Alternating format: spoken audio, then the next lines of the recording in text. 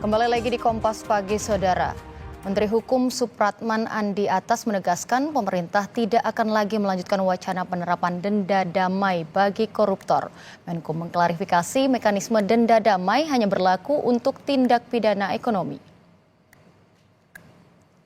Terkait wacana yang dilontarkan sebelumnya, Supratman mengaku hanya ingin menjelaskan perbandingan bahwa ada mekanisme penyelesaian perkara di luar pengadilan untuk tindak pidana yang menimbulkan kerugian perekonomian negara, seperti pengampunan pajak atau tax amnesty. Menurut Supratman, selain tindak pidana ekonomi, tindak pidana korupsi juga mengakibatkan kerugian negara. Supratman menjelaskan denda damai bukanlah domain dari Presiden, melainkan kewenangan Jaksa Agung untuk pengampunan pidana ekonomi.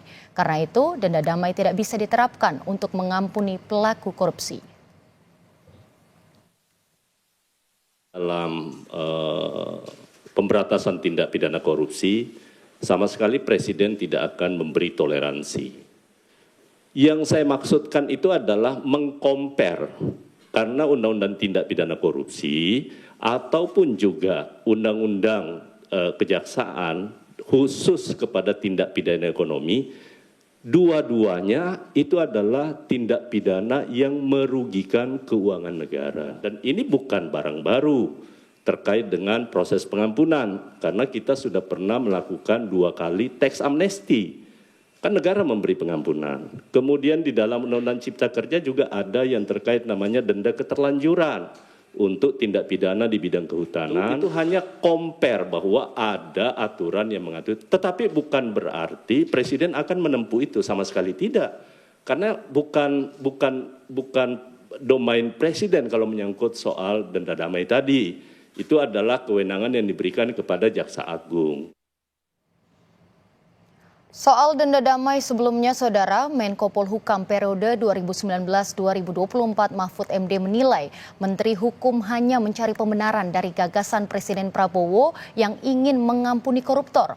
Mahfud menegaskan denda damai hanya untuk tindak pidana ekonomi, bukan untuk tindak pidana korupsi. Pesan Pak Prabowo untuk kemungkinan memberi maaf kepada koruptor asal mengaku secara diam-diam dan mengembalikan kepada negara secara diam-diam. Itu kan salah. Undang-undang korupsi tidak membenarkan itu, hukum pidana tidak membenarkan itu. Lalu menterinya mencari dalil pembenar, itu kan ada di Undang-Undang Kejaksaan, denda damai. Denda damai itu hanya untuk tindak pidana ekonomi, sesuai dengan Undang-Undang tentang Bea Cukai, Undang-Undang Perpajakan, dan Undang-Undang Kepabeanan. Itu hanya untuk tindak pidana ekonomi tertentu. Korupsi tidak masuk di situ.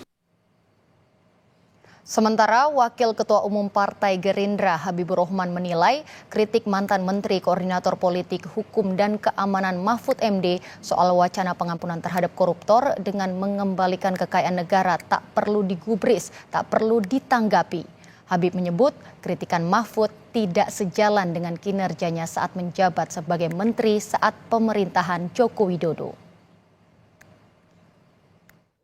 Pernyataan umum seorang pemimpin pemerintahan maupun pemimpin negara, kepala negara, gak bisa dijawab dengan hal ihwal prosedural ala Mahfud MD. Mahfud MD ini orang gagal. Ya, dia sendiri menilai dia gagal 5 tahun sebagai Menko Polhukam dengan memberi skor 5 dalam penegakan hukum. Apa yang mau dinilai dari Mahfud MD? Gak mungkin Pak Prabowo itu menginstruksikan untuk mengabaikan berbagai peraturan perundang-undangan.